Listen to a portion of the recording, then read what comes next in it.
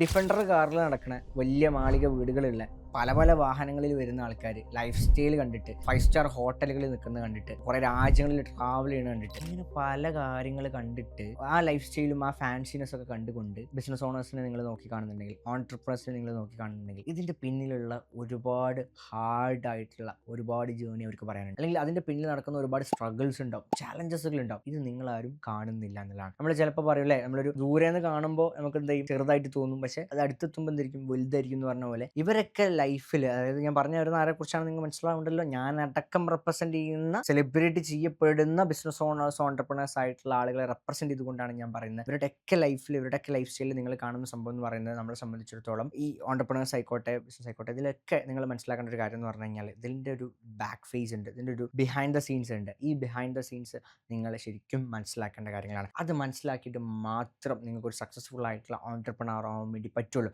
അതല്ല ഈ behind the scenes അറിയാതെ ഈ ഫ്രണ്ട് ഫേസിലുള്ള സംഗതികളും ഫാൻസിനെസും മാത്രം കണ്ടുകൊണ്ട് നിങ്ങൾക്ക് ഒരിക്കലും ഒരു സക്സസ്ഫുൾ ആയിട്ടുള്ള ഒരു ഓൺടർപ്രണർ ആവാൻ നിങ്ങൾക്ക് പറ്റില്ല എന്നുള്ളതാണ്. അത് നിങ്ങൾ ആദ്യം മനസ്സിലാക്കുക എന്നുള്ളതാണ്. അതിനെക്കുറിച്ചാണ് നമ്മൾ ഇന്നത്തെ വീഡിയോയിൽ സംസാരിക്കാൻ വേണ്ടി പോകുന്നത്. സോ നമ്മുടെ റെസ്പോൺസിബിലിറ്റി ആണ് ഇത് സംസാരിക്കുക എന്നുള്ളത്. ഒരു സക്സസ്ഫുൾ ആയിട്ടുള്ള ഒരു ഓൺടർപ്രണർ സംബന്ധിച്ചിടത്തോളം അവർ ബിഹൈൻഡ് ദ സീൻസിൽ അവർക്ക് എന്തെല്ലാം ട്രൂത്ത്സ് ആണ് നമ്മൾ സംസാരിക്കാൻ വേണ്ടി പോകുന്നത്, എന്തൊക്കെ കാര്യങ്ങളുണ്ട് എന്നുള്ളതിനെ കുറിച്ചാണ് നമ്മൾ സംസാരിക്കാൻ പോകുന്നത്. പ്രധാനപ്പെട്ട 3 കാര്യങ്ങൾ നമ്മൾ ഇന്ന് ഈ ഒരു വീഡിയോയിൽ ഡിസ്കസ് ചെയ്യുന്നുണ്ട്. സോ നമുക്ക് വീഡിയോയിലോട്ട് പോകാം. ഇതിൽ ആദ്യത്തെ ഒരു ട്രൂത്ത് പറയുകയാണെന്നുണ്ടെങ്കിൽ, C nobody CARES about you, every one care about your product or your business. അതായത് സിമ്പിളായിട്ട് പറഞ്ഞു കഴിഞ്ഞാൽ നിങ്ങളുടെ കഥയോ നിങ്ങളുടെ സ്റ്റോറിയോ ഒന്നും ഒരു മോട്ടിവേഷനിൽ അപ്പുറത്തോട്ട് നിങ്ങളുടെ കസ്റ്റമറിന് മാറ്റർ ചെയ്യുന്ന കാര്യമല്ല. സിമ്പിളായിട്ട് പറഞ്ഞു കഴിഞ്ഞാൽ നിങ്ങൾ ഒരുപാട് കഷ്ടപ്പെട്ട്, ഒരുപാട് റിസ്ക് എടുത്ത്, നിങ്ങൾ ഒരുപാട് കാര്യങ്ങൾ കോംപ്രമൈസ് ചെയ്ത്, ലക്ഷങ്ങളുടെ ജോലിയോ നിങ്ങളുടെ പഠിത്തമോ ഒക്കെ കോംപ്രമൈസ് ചെയ്തിട്ട് നിങ്ങളൊരു സ്റ്റാർട്ടപ്പ് ബിൽഡ് ചെയ്ത് പ്രൊഡക്റ്റ് കൊണ്ടുവന്ന് ആ പ്രൊഡക്റ്റാണ് ഞാൻ നിങ്ങളുടെ മുന്നിൽ വിൽക്കാൻ വെച്ചിട്ടുള്ളത് എന്ന് പറയുന്നത് കൊണ്ട് അടിപൊളി സൂപ്പറാണെന്ന് പറയാമെന്നല്ലാതെ, നിങ്ങളെ സെലിബ്രേറ്റ് ചെയ്യുക, നിങ്ങളെ റെക്കഗ്നിഷൻ തരാമെന്നല്ലാതെ നിങ്ങളുടെ പ്രൊഡക്റ്റ് പൈസ കൊടുത്തവർ വാങ്ങണമെന്നില്ല. മനസ്സിലായോ? അതായത് നിങ്ങളുടെ പ്രൊഡക്റ്റിനൊരു കസ്റ്റമറായിട്ട് അയാൾ മാറണം എന്നുണ്ടെങ്കിൽ ആ പ്രൊഡക്റ്റ് അയാൾക്ക് ആവശ്യമുള്ള പ്രൊഡക്റ്റാണോ, അയാളുടെ പ്രോബ്ലം സോൾവ് ചെയ്യുന്ന പ്രൊഡക്റ്റാണോ, അയാളുടെ പ്രോബ്ലത്തെ കൃത്യമായി നിങ്ങൾ സോൾവ് ചെയ്യുന്നുണ്ടോ, നിങ്ങൾ അയാളെ സാറ്റിസ്ഫൈ ചെയ്യുന്നുണ്ടോ, കസ്റ്റമർ എക്സ്പീരിയൻസ് കൊടുക്കുന്നുണ്ടോ, പ്രൊഡക്റ്റ് എന്ന സെൻസിൽ അവർക്ക് ക്ലാരിറ്റി ഉണ്ടോ, പ്രൊഡക്റ്റ് മാത്രമാണ് അവർ നോക്കുക. അവിടെ നിങ്ങളുടെ സ്ട്രഗിൾസോ നിങ്ങളുടെ ലൈക്ക് കോംപ്രമൈസ് ചെയ്ത കാര്യങ്ങളോ നിങ്ങളുടെ സ്റ്റോറിയോ മാറ്ററേ അല്ല. അത് നിങ്ങൾക്ക് മറ്റുള്ള സോഷ്യൽ മീഡിയ പ്രൊഫൈലുകളിലാണെങ്കിലും നിങ്ങളുടെ ഡൊമൈൻസിലാണെങ്കിലൊക്കെ റെക്കഗ്നിഷൻസ് കിട്ടാനും, ഓഫ് കോഴ്സ് നിങ്ങളുടെ അത്തരത്തിലുള്ള എഫേർട്സിനൊക്കെ നമ്മൾ റെക്കഗ്നൈസ് ചെയ്യപ്പെടേണ്ടതാണ്, അപ്രിഷിയേറ്റ് ചെയ്യപ്പെടേണ്ടതാണ്.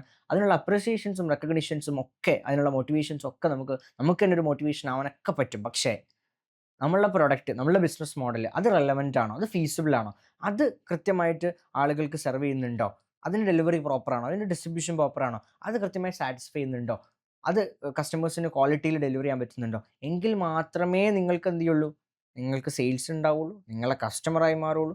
നിങ്ങളുടെ സക്സസ്ഫുൾ ആവാൻ വേണ്ടി പറ്റുന്നതിന് ആദ്യത്തെ സ്റ്റെപ്പ് എന്താണ്? നിങ്ങൾക്ക് പ്രോപ്പറായിട്ട് സെയിൽ നടക്കണം, പ്രോപ്പറായിട്ട് റവന്യൂ ജനറേറ്റ് ചെയ്യാൻ പറ്റണം, നിങ്ങൾക്ക് പ്രോഫിറ്റ്സ് ഉണ്ടാക്കാൻ വേണ്ടി പറ്റണം. അങ്ങനെ വരണം എന്നുണ്ടെങ്കിൽ അവിടെ ഈ പറഞ്ഞ കഥയൊന്നും കാര്യമല്ല. നിങ്ങളുടെ പ്രൊഡക്റ്റാണ്, നിങ്ങളുടെ സർവീസാണ്, നിങ്ങളുടെ ബിസിനസ് മോഡലാണ് അവിടെ മാറ്റർ ആയിട്ടുള്ളൊരു കാര്യം എന്നുള്ളതാണ്. ഈ ഒരു സത്യം പല ആൾക്കാരും മനസ്സിലാക്കണില്ല. കാരണം നമ്മൾ ഈ ഇതെല്ലാം പറയുന്ന സമയത്ത് നമ്മൾ ഭയങ്കര സംഭവമായതുകൊണ്ട് നമ്മളെ അടുത്ത് നിന്ന് എല്ലാം ആൾക്കാർ ചെയ്യും, അല്ലെങ്കിൽ നമ്മളെ പ്രൊഡക്റ്റ് ആൾക്കാർ വാങ്ങും. ഇങ്ങനെ ഒരു പെർസ്പെക്റ്റീവ് ഇല്ല. ബേസിക്കലി പേഴ്സണൽ ബ്രാൻഡിങ്ങും അതൊക്കെ അനദർ ടോപ്പിക്. ഇതൊക്കെ ഇതിൻ്റെ ഇതിലോട്ട് ബെനിഫിറ്റ് ചെയ്യുന്ന കാര്യങ്ങളാണെന്ന് മാത്രമേ ഉള്ളൂ. അൾട്ടിമേറ്റ്ലി പേഴ്സണൽ ബ്രാൻഡിങ്ങും കാര്യങ്ങളൊക്കെ ഉണ്ടായെന്ന് വെച്ചിട്ട് പ്രൊഡക്റ്റ് അടിപൊളിയില്ല എന്നുണ്ടെങ്കിൽ ആൾ കൺസ്യൂം ചെയ്യും. ചിലപ്പോൾ ഒരു പ്രാവശ്യം വാങ്ങുമായിരിക്കും, പിന്നെ വാങ്ങും. അപ്പോൾ ഒരിക്കലും അത് സസ്റ്റൈനബിൾ ബിസിനസ് ആയിട്ട് മാറൂല. അപ്പോൾ നമ്മൾ മനസ്സിലാക്കേണ്ട ഒരു കാര്യം എന്ന് പറയുന്നത്, നമ്മളല്ല, നമ്മളുടെ പ്രൊഡക്റ്റാണ് മെയിൻ തിങ്. അപ്പോൾ പ്രൊഡക്റ്റിൽ ഫോക്കസ് ചെയ്ത് പ്രൊഡക്റ്റ് ബിൽഡ് ചെയ്യാനാണ് നമ്മൾ ആദ്യം ഫോക്കസ് ചെയ്യേണ്ടതെന്നുള്ളതാണ്.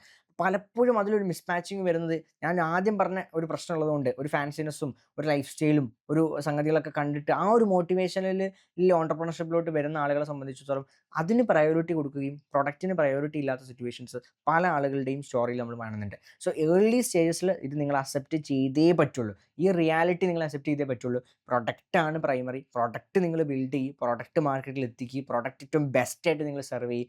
അപ്പോൾ അതിൽ നിങ്ങൾക്ക് റെക്കഗ്നീഷൻസ് കിട്ടാൻ തുടങ്ങും. അവിടെ നിങ്ങളെ സ്റ്റോറിക്ക് റിലവൻസ് ഉണ്ട്, അവിടെ സ്റ്റോറിക്ക് അക്സെപ്റ്റൻസ് ഉണ്ട്. അത് നിങ്ങൾക്ക് റെക്കഗ്നീഷൻസിന് യൂസ് ചെയ്യാൻ പറ്റും. അങ്ങനെയാണ് ആ ജേണി പോകേണ്ടത്. നേരെ ഓപ്പോസിറ്റ് അല്ല ആ ജേണി പോകേണ്ടത് എന്നുള്ളത് നിങ്ങൾ മനസ്സിലാക്കുക എന്നുള്ളതാണ് ആദ്യത്തെ ഒരു സത്യം എനിക്ക് വരാനുള്ളത്. രണ്ടാമത്തെ ഒരു സത്യം എന്ന് പറഞ്ഞു കഴിഞ്ഞാൽ, സ്റ്റാർട്ടപ്സ് എന്ന് പറയുന്നത്, അല്ലെങ്കിൽ സ്റ്റാർട്ടപ്പ് ലോകം എന്ന് പറയുന്നത് നിങ്ങൾക്ക് ഒരിക്കലും ഒരു ഗ്യാരണ്ടീഡ് പാത്ത് ടു വെൽത്ത് അല്ല. നിങ്ങൾ മനസ്സിലാക്കണം. എല്ലാ സ്റ്റാർട്ടപ്പും സക്സസ് ആവുന്നുണ്ടോ? എല്ലാ സ്റ്റാർട്ടപ്പും സക്സസ് ആവുന്നുണ്ടോ? നിങ്ങൾ നോക്ക്. ഇപ്പോൾ ഒരു എക്സാമ്പിൾ പറയാം. ഒരു 100 സ്റ്റാർട്ടപ്പ് തുടങ്ങി, എത്ര സ്റ്റാർട്ടപ്പ് സക്സസ് ആവുന്നുണ്ട്?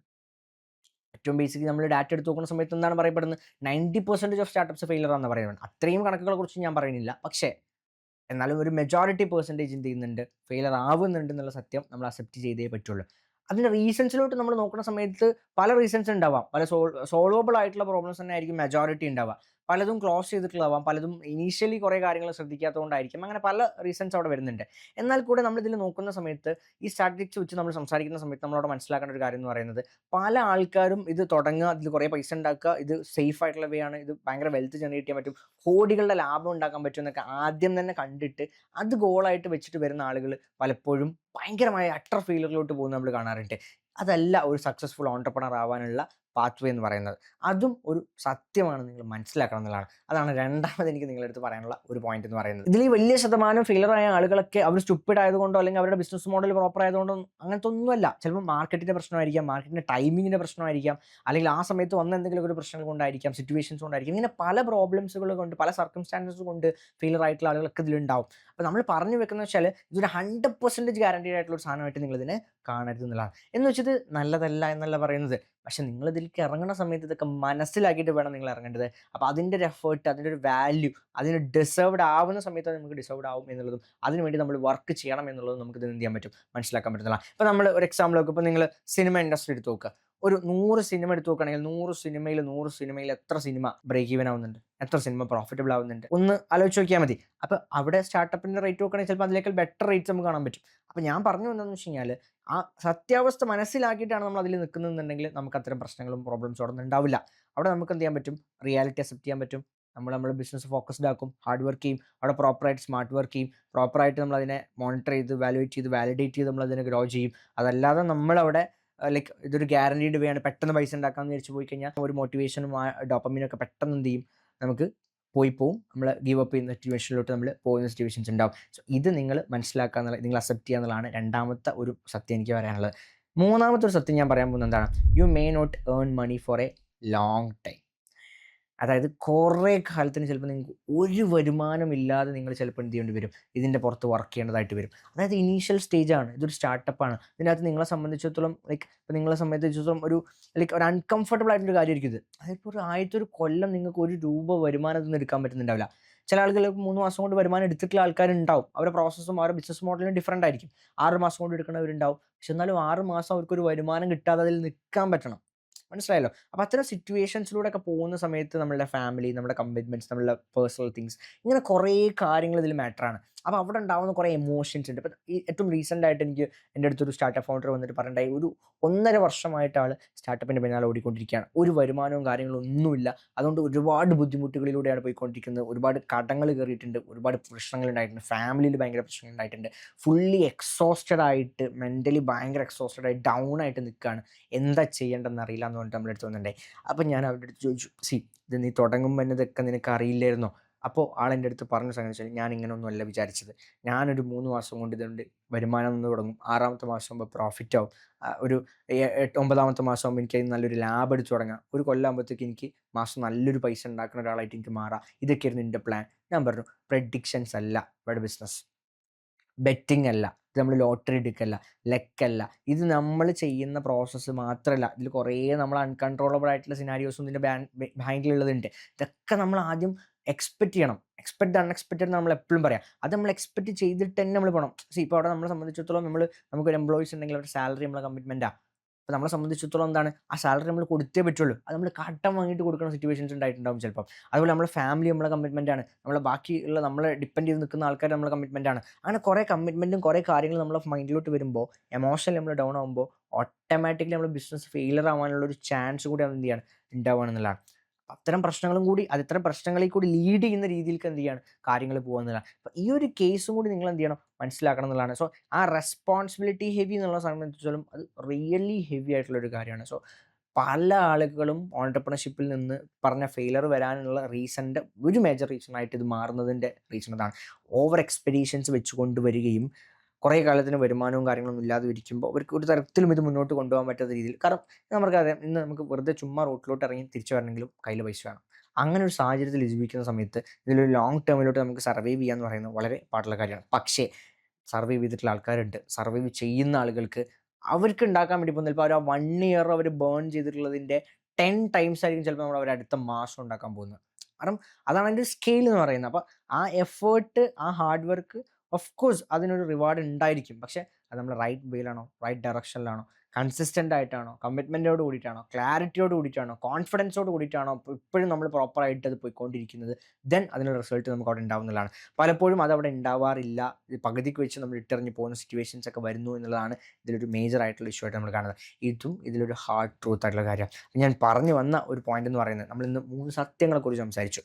എൻ്റെയൊക്കെ ബിസിനസ് എക്സ്പീരിയൻസിൽ, ഞാൻ എൻ്റെ പേഴ്സണൽ എക്സ്പീരിയൻസ് ആയിക്കോട്ടെ, ഒരുപാട് ഫൗണ്ടേഴ്സിനെ നമ്മൾ കാണുന്ന എക്സ്പീരിയൻസ് ആയിക്കോട്ടെ, നിരന്തരമായിട്ട് ഇങ്ങനെ പല പ്രശ്നങ്ങളിൽ പെട്ടിട്ടുള്ള ആൾക്കാർ, പല ഇഷ്യൂസിൽ പെട്ടിട്ടുള്ള ആൾക്കാർ നമ്മുടെ സൈഡിൽ നിന്ന്, നമ്മുടെ അടുത്തൊക്കെ വന്നിട്ട് ഇമോഷണൽ സപ്പോർട്ടിന് വേണ്ടിയിട്ട് ചുമ്മാ നമ്മുടെ അടുത്ത് വന്ന് സംസാരിക്കുകയും നമ്മൾ കേട്ടു കൊടുക്കാൻ വേണ്ടിയിട്ട് ആരെങ്കിലുമൊക്കെ എടുത്തത് പറയണമല്ലോ. കാരണം വീട്ടിൽ പറയാൻ പറ്റില്ല, ഫ്രണ്ട്സിൻ്റെ അടുത്ത് പറയാൻ പറ്റില്ല, ഒരാളോട് പോലും പറയാൻ പറ്റാത്ത സിറ്റുവേഷനിൽ നിൽക്കുന്ന ഒരുപാട് ഫൗണ്ടേഴ്സ് ഉണ്ട്, ഒരുപാട് ഓൺടർപ്രണേഴ്സ് ഉണ്ട്.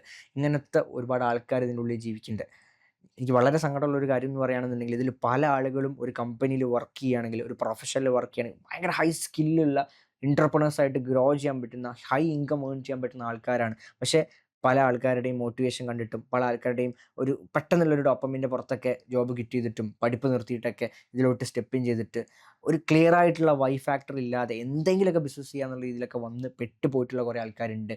അതുകൊണ്ട് ഇത് പറയൽ എൻ്റെയും കൂടെ റെസ്പോൺസിബിലിറ്റിയാണ്. As a entrepreneur, as a business owner, publicly social മീഡിയയിൽ വിസിബിൾ ആയിട്ടുള്ള ഷോപ്പ് ചെയ്യുന്ന ഒരു ഓൺടർപ്രണർ എന്നുള്ള രീതിയിൽ എൻ്റെ റെസ്പോൺസിബിലിറ്റിയാണ് ബഡ്ഡിങ് ആയിട്ടുള്ള ഓൺടർപ്രണേഴ്സ്, ബിസിനസ് ഓണേഴ്സിൻ്റെ അടുത്ത് ഇത് പറയാന്നുള്ളത്. സോ ഈ ഹാർഡ് ട്രൂത്ത്സ് എല്ലാം മനസ്സിലാക്കിക്കൊണ്ട്, ഈ സത്യങ്ങളെല്ലാം മനസ്സിലാക്കിക്കൊണ്ട് മാത്രം നിങ്ങൾ ഓൺടർപ്രണർഷിപ്പിലോട്ട് എൻ്റർ ചെയ്യുക, നിങ്ങൾ ബിസിനസ് തുടങ്ങാൻ വേണ്ടിയിട്ട് വരിക. അപ്പോൾ നിങ്ങൾക്ക് എന്ത് ചെയ്യാൻ പറ്റും? അതിൻ്റെ ഫ്രൂട്ട് ടേസ്റ്റ് ചെയ്യാൻ പറ്റും. അതിൽ നിങ്ങൾക്ക് റിവാർഡ്സ് ഉണ്ടാവും. അത്തരത്തിൽ സക്സസ്ഫുൾ ആയിട്ടുള്ള ഓൺടർപ്രണേഴ്സ് ആവാൻ നിങ്ങൾക്ക് പറ്റുകയും ചെയ്യും. സോ അത്തരത്തിൽ സക്സസ്ഫുൾ ഓൺടർപ്രണേഴ്സ് ആവാൻ വേണ്ടി പറ്റട്ടെ. ഇത്തരത്തിൽ സ്ട്രഗ്ലിംഗ് ഫേസിൽ പോയിക്കൊണ്ടിരിക്കുന്ന ആളുകൾക്കൊക്കെ അടുത്തൊരു സ്റ്റേജിലോട്ട് കടക്കാൻ പറ്റട്ടെ. ഹോപ്പ്ഫുള്ളി അവർ നല്ല രീതിയിൽ, നല്ല രീതിയിലുള്ള ഒരു ഓൺടർപ്രണർഷിപ്പിലോട്ട്, സക്സസ്ഫുൾ ആയിട്ടുള്ള ഓൺടർപ്രണേഴ്സിലോട്ട് പെട്ടെന്ന് തന്നെ അവർക്ക് എത്താൻ പറ്റട്ടെ എന്നും കൂടി ആശംസിച്ചുകൊണ്ട് ഐ ആം സൈനിങ് ഓഫ്.